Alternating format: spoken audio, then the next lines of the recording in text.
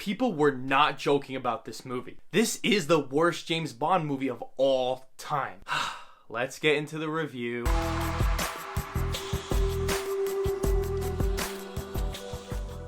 Welcome back to my channel. This is Let's Be Real Brad. I talk about movies and TV shows and do all sorts of fun and exciting videos on the channel. If this is your first time here, hit that subscribe button and drop a like on this video, as it would be gladly appreciated. We are back for our weekly James Bond movie reviews with the 20th film in the official series, Die Another Day. Die Another Day is a 2002 spy film that features the fourth and final appearance of Pierce Brosnan as the role of James Bond. It is also the last film in the franchise to have a 4-year hiatus, with the next movie, Casino Royale, with Daniel Craig in the role, will come out in 2006. This is easily the worst James Bond film ever made, simply because it is not a James Bond movie. This is a ridiculous, over-the-top science fiction action movie that tries to go for something different, but ends up being a laughable cringe fest. I honestly don't even know how to go on about my review with this one. So before I rip this movie apart,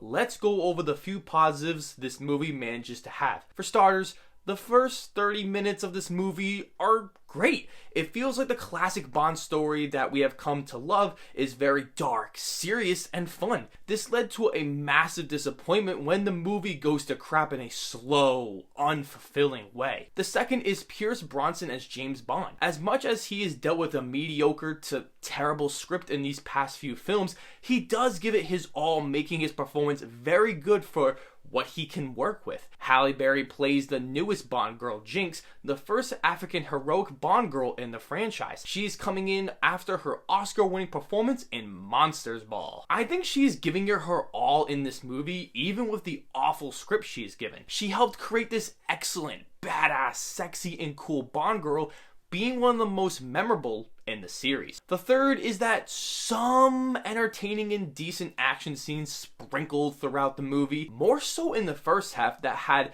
great fight choreography and cheesy one-liners thrown in it. The opening action scene is great, being a big highlight of the film. It's enough to keep this movie entertaining throughout. Now we are heading right into the negatives. Where in the hell do I even start? My goodness gracious, this is easily the worst Bond story in the franchise. 5 million different storylines are going on, with one involving this genetic transformation between these two characters that don't make any sense. They don't even bother trying to explain any of it. Instead, they mention it like it's not a big deal. The second negative is the overutilization of CGI. It is purely atrocious. The CGI isn't outdated. It has always looked terrible from the start, which means it will look worse 19 years later. The past few films have used CGI sparingly, which some of the CGI was outdated, but I thought it blended in with the practical effects. This scene right here showcases how awful the CGI in this movie are as a whole.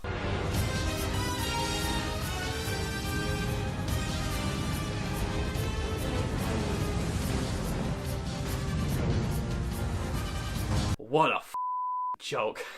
The third is this awful, corny dialogue that is so horny and hilariously terrible. All the scenes between Bond and Jinx are so bad. They have no chemistry together, feeling so awkward and unnatural. The film is filled with boring, forced expositional dialogue that you instantly forget as the film goes along, with all the insane amount of subplots it goes through. This scene right here proves how bad the dialogue is. Nothing to see till the morning.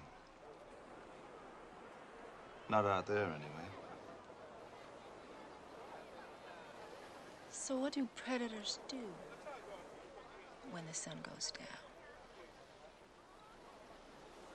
They feast. The fourth is the overuse of gadgets and product placement in the film. Many are used for convenience for the plot, when the writers don't know how they can get Bond out of a particular situation. It doesn't feel planned or used naturally in the story. It feels like they built the gadgets after the second draft, because he uses a gadget in almost every bad situation. We don't see Bond being able to use his smarts and precision training to get him out, which had always been so impressive in the previous films. The gadgets are also very dull and extremely stupid, like the invisible car, making zero sense in how they use it. The product placement is also egregious in this movie, being all over the place. This is a widely known criticism, with reportedly 20 companies paying $70 million had their products featured in the film, a record at the time. Some of them are very subtle, but most of them are stuffed in your face that it does feel like I'm watching a commercial. Overall, this is truly the worst James Bond film that is a complete mess, with its horrible story,